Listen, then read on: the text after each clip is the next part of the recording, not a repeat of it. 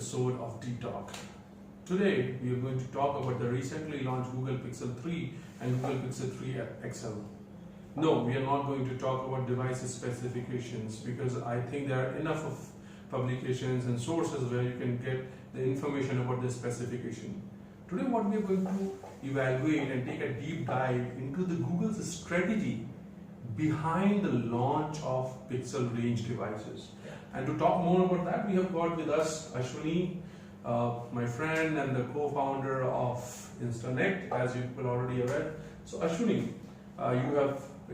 first of all, let me tell you that Ashwini has been using Google Pixel phone for quite some time now. It's been more than a year, and he has been a die-hard fan of Google Pixel phone, I believe. More than 2 years. Okay, so I believe you are using the first phone when Google launched. So with 2 years of experience and me being an Apple fan, using iPhone for almost like 5-6 years now. So Ashwin, do you think Google has missed the bus with Pixel 3 and Pixel 3 XL considering the kind of specifications at the price of 75,000 rupees? I have a doubt as to where they are trying to go, because I just checked the specs and the maximum cost that can go for a Google Pixel XL, the new one, is 92,000. Okay. And I think that is a very high price for any Android owner, because there are a lot of other phones, also good phones at relatively cheaper prices. And if I were to compare, if I were to go in a shop and start looking at the phones, then I would definitely have a look at the Samsung Note series, and I think I'm quite impressed with that, even though my personal choice was, since I got Pixel, has been Pixel. So I do not understand, frankly, that where the Pixel phone is being placed, because on the higher end, if they want to compete with the iPhone, then it's not the right specs that they have built in. Okay. And if they want to go down, they are not going down in the price band market.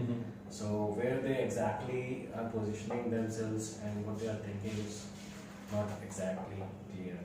So just to make you aware that Google Pixel 3 and Google Pixel 3 XL devices are launched yesterday, and I'm sure most of you are already aware of what are the specifications, but quickly let me brief you. It is around 5.5-inch OLED display with single camera, and also there are not many innovations what people have seen, and that's the reason most of the people are quite disappointed with the hardware specs of that. And what, as rightly Ashwini claimed, because the moment you start comparing with iPhone XS or XS Max, definitely it's a kind of disappointment, because those devices are with dual cameras, with in the super display kind of stuff that displays the best. If you see the benchmarking reports, their displays probably, as of now, it's been rated as one of the best displays in the market. And if you compare the similar kind of specs, the device which is holding the similar kind of specs of Pixel 3, those are again become like a Note9, and which are available comparatively quite cheap price, comparatively quite low price. In fact, I think not less than 15,000 to 20,000 rupees. Yeah. So that's the reason, if you are looking for something which is similar specs, you have got an option of Note9. If you are comparing Google Pixel 3 on the price band, you definitely have iPhone XS has got an edge over there. Considering all these things, then why the Google is actually into this business? Because if I'm sure you are also aware, and we all are aware, that if you know how exactly the history of Pixel phones, Google wanted to provide the best of Android experience, and that's the reason they started working with many OEMs, including LG, including Samsung, including HTC, and they released the series of Nexus devices. After some time they acquired HTC, and after acquiring the HTC they started focusing on Pixel devices. In fact, the Pixel was introduced after acquisition of HTC. But again, don't you feel Google is kind of lost somewhere between the price and the specs? Yeah, I think if there were objectives such as I just want to showcase the depth of my Android system, then they could have done it with a much cheaper and simpler system, rather than trying to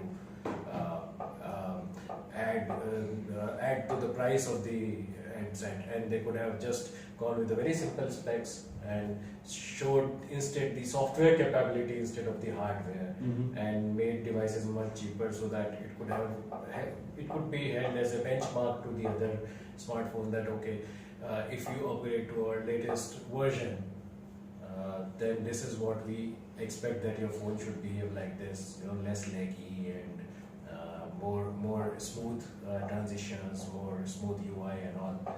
But and they have not gone in the lower band range because that would be kind of cannibalizing the lower band range, which already works in a very low margin, as we discussed. Yeah. So I think the strategy would have been to work with OEMs and create better phones for the customer as as a combined force, rather than creating your own phone and then not providing the right amount of hardware in that, so that I really don't understand where they are trying to fit in between this whole scenario, because they've got a giant called a Samsung standing right in front of them, and they probably cannot ever compete with that, because that's like the master of Android mobile phones, and especially in innovation technology. Got it. And that's the reason we can, the same thing as can be clearly seen with the sales figures. In last year, Google sold just 3.9 million Pixel devices, which is relatively almost negligible. In Q4 2016, Google sold only 1.9 million, and again Q4 last year, Google sold almost a similar number of Pixel devices. So absolutely there was no increase, because the demand was not increasing. There's a reason there was no increase in their sales as compared to Q4 2016 versus Q4 2017. And if there's no increase, what is the purpose of putting money in that? And again launching the you put a lot of money in making that phone. You put a lot of money in designing, marketing, and in the end, if it doesn't sell to the numbers, what you're trying to achieve. So that strategy is not sharp. It doesn't come out very clearly. Okay, I want to settle in that area. I want to develop that part of the market, or provide stability to the Android system. But let's think from the other side. Google, most of the analysts believe that Google is trying to provide the best, probably trying to showcase the best Android experience. That's the whole objective, not to sell number of devices. Is this the only way, or there could be some other strategies which Google could employ? I think they could be working with the devices that we talked about, the Nexus devices. They can create fast, weird similar kind of strategy with other OEMs. When their teams actually work with the other OEMs, top OEMs, because other OEMs have demonstrated, like OnePlus and AMI. Yeah, they have captured the market. Yeah, they have captured much faster, and they have captured the imagination also. Correct. So they could have worked with those guys and evolved their phones rather than trying to put their own phone into. I think that was a very great suggestion, because the MI and OnePlus, they are doing phenomenally great, especially their OnePlus, they are doing phenomenally great in the premium segment. In fact, especially in the Indian market, if you see, most of the people have started comparing it with Apple.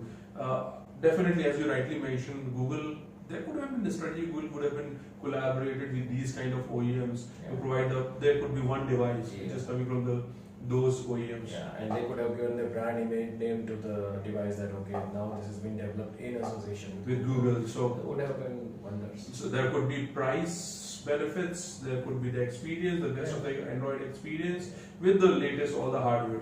So as a complete package, this would have been the best strategy. Right?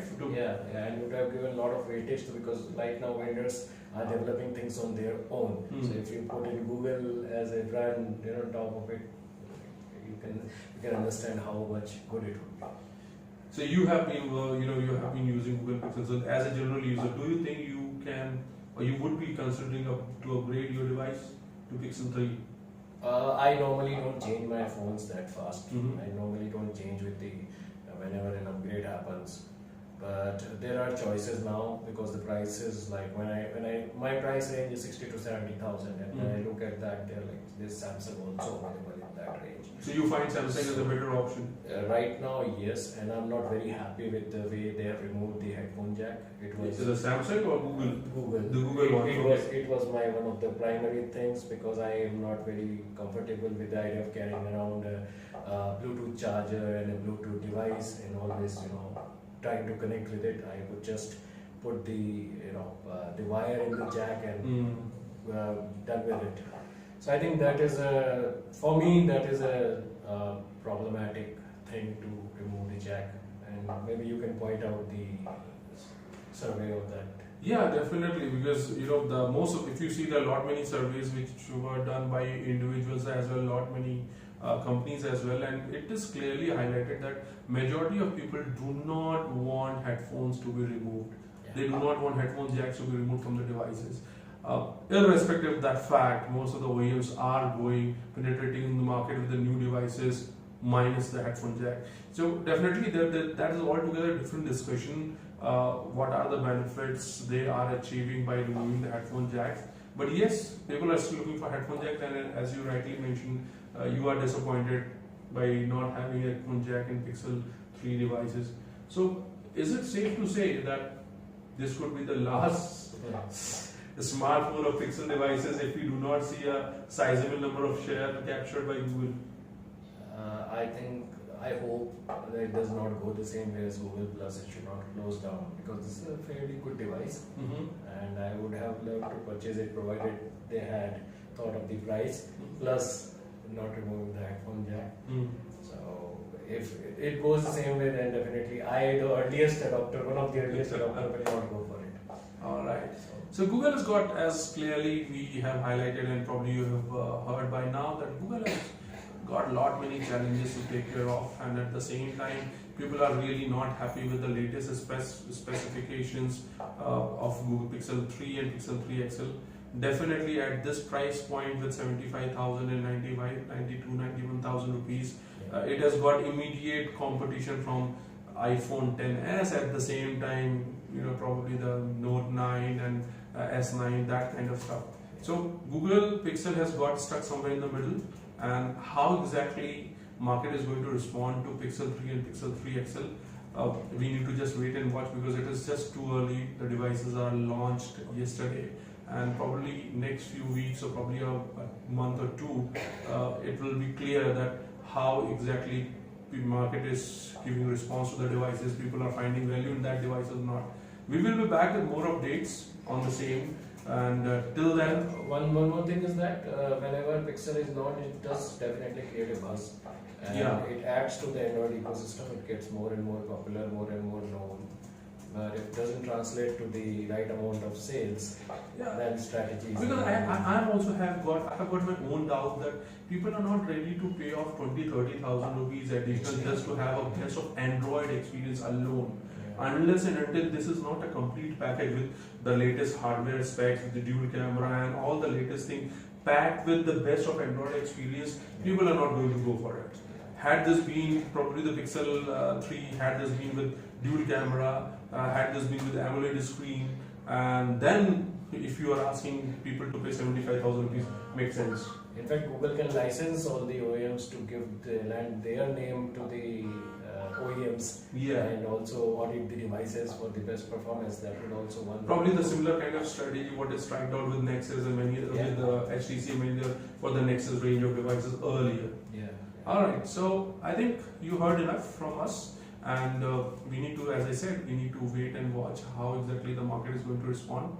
Till then, stay tuned, and we will be back with more similar kind of detox. Thank you. Have a good day.